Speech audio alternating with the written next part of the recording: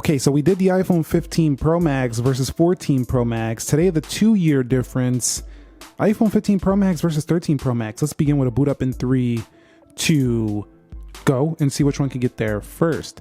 Now, the iPhone 15 Pro Max goes to a 3nm chipset. That is an A17 Pro chips. Over here, we do have the Apple A15 Bionic, which actually made its way to the regular 14, and Apple's going with this model where they basically put the chip from last year's premium model into the base model the following year. I'm kind of upselling you to get the better chip to the Pro, but the Pro Max did boot up a little bit faster than that of the iPhone 13 Pro Max, only by a second or two, not a big deal. Okay, so when looking at Face ID, the main difference is that the animation is different within Dynamic Island. You still have Raise to Wake, and you can swipe right in. The phone also feels much lighter than the iPhone 13 Pro Max, but the 13 Pro Max's Face ID, even on weird angles, is very good. This was one of the best iPhones I think ever made. Super durable, long battery life, great cameras, no issues. This was like a perfect iPhone, besides maybe the weight being too heavy, but then you could have just got the regular 13 Pro if you thought it was too heavy. Even the regular 13s, it was a great year for the 13. So let me know if you still have a 13. Do you plan on upgrading, or do you still need to see more comparisons, which we will be covering on the channel before you make that decision. And quickly confirming the software, you're going to see right here, we do have iOS 17.0.2 and 8 gigabytes of RAM. This processor is clocked at 3.78 gigahertz. Now to compare that to the software here, same software, clock speed on the processor a little bit slower and less RAM, but that never really mattered too much. And I don't know if you noticed this too while we're here anyway. Let's just take a look. You'll see the bezels definitely got reduced for the iPhone 15 Pro Max. They're pretty noticeably bigger on the 13 Pro Max, but it's not a major deal. It's just something I noticed. Okay, and then the general performance here on both phones is pretty darn good. You know, actually, I was testing this before launching this video, and I could tell you that scrolling through, I feel like the 15 Pro Max is just the 13 Pro Max lighter. It's basically the same thing. And I said that about the 14 Pro Max. Okay guys, so here we are at the application test. Everything closed out for both phones. Let's go into calendar here. Identical. Clock. Identical. How about alarms? Stopwatch. Timers. Exactly the same. Set up out of here. Weather. Slightly on the left, but only a hair. It's not going to make any difference at all. Let's go into calculator. The same. Now I did have 9 preloaded, but you've seen the apps were already closed. Basically the exact same. Let's go into App Store. Again, essentially the same. Canelo's fighting soon. Let's go into games. You're going to see exactly the same again. What about loading up that content? There we go. Maybe we get a little bit of a bump there when loading up a lot of graphics and pictures. Let's go to apps. You'll see pretty much the same again, if I'm not mistaken. Let's go into arcade here. And you can see, the 15 Pro Max can load up imagery and stuff like that, maybe a little bit faster. There we go on the left, but 13 Pro Max holding its own. Things to do. I do think the 16 Pro Max is going to be an even bigger upgrade, because the 16 Pro Max is already being rumored to go to a 6.9-inch display. So if you hold on to your 13 Pro Max, you'll get an upgrade next year to a bigger display. I do think the 15 Pro Max is probably a much better upgrade for those of you with a 12 Pro Max. Let's go into Instagram, maybe an 11 Pro Max. For sure. Anything smaller, you just want a bigger phone, you're ready to try out the Max, that's when it's really going to be very good. Let's go into Amazon here, and you could see that one's on the left. So we are getting a few app loads here. Starbucks, slightly faster on the 15 Pro Max. Let's go into Dead Trigger 2. Loading up the game. Can the 6-core GPU be? No, not really. Let's go into play. Again, all applications not optimized just yet, so I will be running maybe a couple of speed tests months later, but I wanted to do them now because we got to see where we're at. You know, people are ordering phones now. They're not going to be waiting 6 months to order.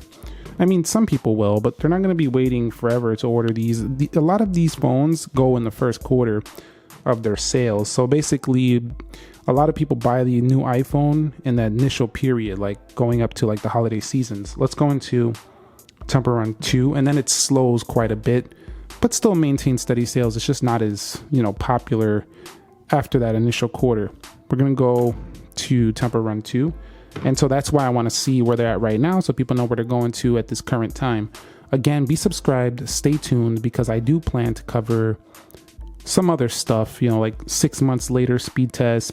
Okay, I'm actually going to rerun PUBG because it was downloading content on the right. That's not a fair test. Let's go into PUBG Mobile once again, and we'll see which one can load this first accurately this time. So looking like the 15 Pro Max once again in the lead, boys and girls. And checking for an update again on the iPhone 13 Pro Max. And yes, there we go. So now something a little bit more taxing. The iPhone 15 Pro Max is faster. Let's go on Asphalt 9. Now I had an issue where, because I'm on the same account, it kind of like closes me out on the other one, but let's just see which one could launch it first. That was first. See, it closed it out, but it was still first on the iPhone 15 Pro Max. So we'll just call it the 15 Pro Max. It still launched it first. Let's go into Geekbench 6. And you'll see Geekbench 6. Every year, Geekbench has to get updated for the next phone. And this is faster on the right. We'll go into 3D Mark. Pretty much the same camera. That one was on the front face. Let's go ahead and close that. I'll do that one more time so you can see. Camera, basically the same. And then we'll go into iMovie, basically the same.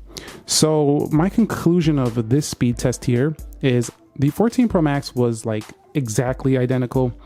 This one, it's a hair quicker. It's like 10-15% maybe faster on the 15 Pro Max. I think where it really will shine is in the games. It will load those games faster and probably play them a little bit better. But because, you know, iPhones tend to throttle under heavier heat, I think both these phones, if you really push them to the max level of gaming, both of them are going to throttle a little bit. But the 15 Pro Max showed that it's a hair quicker here and there. So the fact that you have a faster chip, you have dynamic island, USB-C, lighter body, titanium. I mean, there's a lot of reasons to upgrade if you wanted to go from 13 Pro Max, but it's not a necessity. It's just something that if you wanted to do it, there's plenty of upgrades, I'd say. So we're going to go ahead and run back through these very quickly and see if we can get any issues. Actually, we won't, because the iPhone has 8 gigs of RAM now. This one has more RAM than ever before, and I feel like we should have had 8 gigs of RAM on an iPhone like a couple years ago. It's kind of weird that it took this long, but you know, it is what it is. We'll go over here and you'll see just a buttery, oh my God, what am I doing? I missed that one. That was just me missing tabs. I'm drunk over here. No, I'm just kidding. But the iPhone 15 Pro Max, just a buttery smooth experience. Kind of like its older brethren, the iPhone 13 Pro Max. Take a look at this RAM management. Essentially the same. And this 13 Pro Max would spank a lot of Android phones in terms of performance. Like, even though this one came out 2 years ago, it would still spank a lot of new Android phones in just the smooth factor of the operating system. Okay, what about a quick browsing test? Let's go to wikipedia.com or .org. Go. And you'll see that was super close. Let's go to apple.com here. And we'll go to apple.com here. And we'll go in 3, 2, go. Faster on the right, I feel like. And let's do one more. Yahoo.com. Yahoo.com. 3, 2, go. Pretty much the same. So browsing, no major issue either. Well, yeah, we can basically see there who's the winner. It's the iPhone 15 Pro Max, obviously. Captain Obvious Nick over here. 2883 versus 2357, and then 7085 on the multi. So the multi is where it really starts to shine over this phone. Now keep in mind, if you take a closer look at that single core score up there, that 500 point difference makes almost zero difference in reality, because day to day, the truth is that you're going to be opening all your daily applications, doing your daily things you do in your daily life. And the difference is only about half a second to maybe a second tops. And so to me, that doesn't really add up unless you're a super multitasker person. If you're that person, you're running the business, you're running a show, you're doing everything on your phone, you should always probably have the fastest phone because it'll make you more efficient. But that half a second, I don't think really makes a difference whatsoever. But 3D Mark, we should see differences here. I'll be back when the results are in. Okay guys, so we have our final extreme results, and you'll see the FPS difference was about 6 to 8 FPS. So that's a pretty good jump in GPU performance. They did go to a 6-core GPU. So again, it's going to be down to the gaming. Once throttled though, both phones are going to be giving you a slight issue, but that's not going to really happen unless you're pushing some serious games. And I think, you know, some of the games are going to be optimized so where it doesn't throttle. But if the heat gets too warm, you'll notice. But overall, the heat is not too bad. Now, I just ran a bunch of apps. We relaunched them. We ran 3D Mark and Geekbench 6. I got my infrared thermometer here. Let's go ahead and test the temperature. So we're going to point this here and we're going to see what we're getting. 96 degrees. So 97 tops. You see right there, 97 tops. Let's test this one right here. Hold on. It's usually the hot point. Pretty close to the same, 96.4. So this whole thing about overheating, I just ran GPU benchmark, CPU benchmark, 15 applications. Safari, their phones have been on this whole time, not turned off, and I'm under 100 degrees. So that's toasty, but that's not burning my hand toasty. And if you rock a case, you're never really gonna feel it. So far, I'm not experiencing major heat issues. Only when I first started, you know, the phone up and I was transferring everything and was doing all that stuff, indexing. That first initial time, the 15 Pro Max was getting very toasty, uncomfortably so. Now, I was gonna do a 13-minute 4K render on iMovie, but I'm gonna skip that for this one because Apple hasn't really updated iMovie yet for like 15 Pro Max optimization. So it doesn't really, the 13 Pro Max has had many updates, so it's probably going to do it faster. So it's probably not super fair yet. We'll do camera here. You could see almost the same. That might have been 13 Pro Max. We'll do that again. 3, 2, go. Pretty much the same. No shutter lag on iPhones. We know that. Pretty similar. What's the big difference with camera? The fact that you can do it on the action button now for the iPhone. You can also use that action button for the 15 Pro Max. You can also use that action button to take the photo. So pretty cool. There's a lot of things you can do with the action button. It goes on and on and on. There's a lot of different shortcuts and things you can do. But that's going to wrap it up here for me. 15 Pro Max versus 13 Pro Max speed test. The conclusion is that you probably want to look at other areas of an upgrade here. Performance is definitely a plus. You know, they're saying this heat thing, but I don't think that's a real big concern. Not so far for me anyway. I'll talk more about it in my 1 week later. But you'll want to go ahead and take your 13 Pro Max into next year if a lot of these upgrades just haven't interested you. Because we're going to go to 6.9 inch probably next year, which is going to be a bigger change from your display experience. So yeah, it's really up to you, but it's not a bad upgrade. It's just not one that I feel like is massive. That's the bottom line. Thumbs up if you enjoyed it. Subscribe if you haven't already. Nick here. Be sure to be well. I will catch you all in the very next episode. Thank you very much for watching, and peace.